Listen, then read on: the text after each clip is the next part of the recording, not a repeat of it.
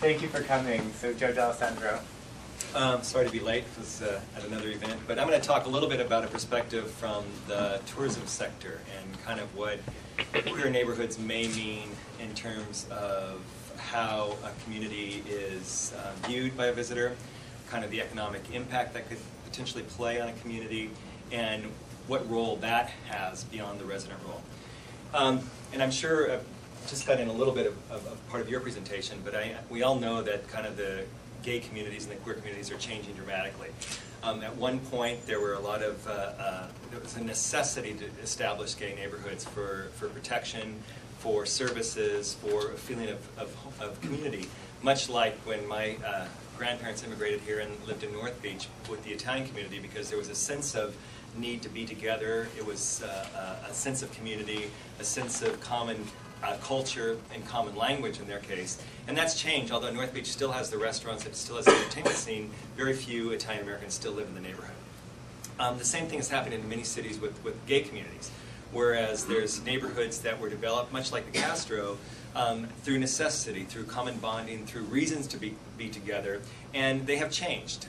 People have moved into the neighborhood, other people moved into the neighborhood. There's a smaller potential percentage of LGBT members in the neighborhood, but the neighborhood still has that community, it still has that sense of identity as a gay neighborhood. There are other cities. I lived for the last 15 years in Portland, in Oregon, and Portland has a very large, very active LGBT community. There is no gay neighborhood in Portland. There is no neighborhood where the gays, there's no ghetto. There's an entertainment district, but basically the LGBT community is dispersed throughout the community. And I really do feel ultimately that's going to be the future of gay neighborhoods, when we are comfortable enough to be able to live in safety wherever we want to live and infiltrate the community through that way. But what I want to talk about is the neighborhood from a tourism perspective. And there are many cities in the world that have historic, large kind of queer neighborhoods that have really played a significant role in that community's tourism industry. San Francisco, the Travel Industry Association of America did a national survey of LGBT travelers during this fall to identify the cities in the U.S. that they felt were the most gay-friendly, and San Francisco is number one. Actually, San Francisco is number one by far. We're not the number one most visited city by LGBT travelers. We're number 3. New York is number 2, Las Vegas is number 2, and San Francisco is number 3. But we're perceived as the most gay-friendly of the cities and destinations in the country.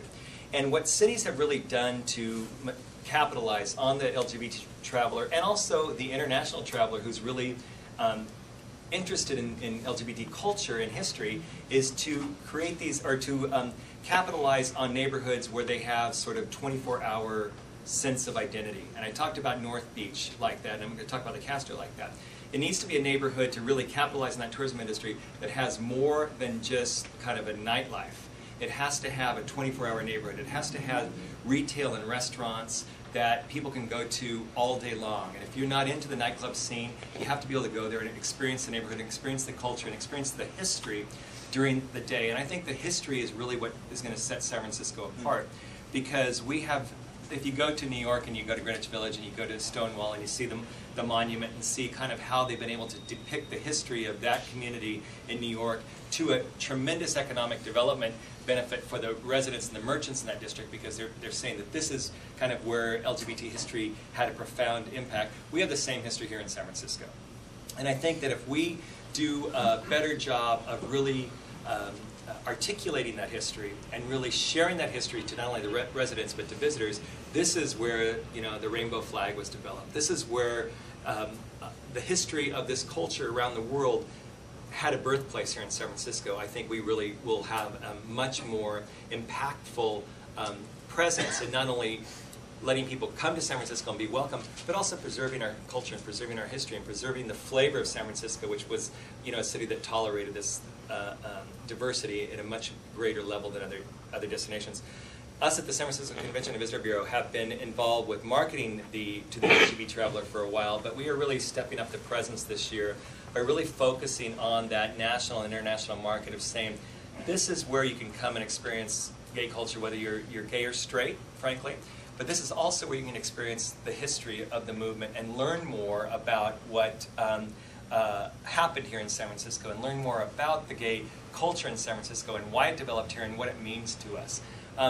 We in the travel industry feel that travel not only really has an economic development tool for the community, but it really opens doors. The travelers that experience different cultures tend to have more open minds. And for those of us in the gay community and the gay travel industry, feel that that really has a profound effect on the international market especially. Because if you can communicate gay history and showcase the gay culture in a way that's interesting to the traveler, you really can open their mind to be more tolerant, to be more accepting, and to be ambassadors of ours when they go back home or they go to other communities. That's why I think it's so important for us to do a heightened opportunity to promote San Francisco as not only the great city that it is, but also gay San Francisco, from what the community is today to what the history is. Because I think that the benefits for us in this community and the benefits for the travelers are really quite profound. Great, thank you. Thank all the panelists for your comments.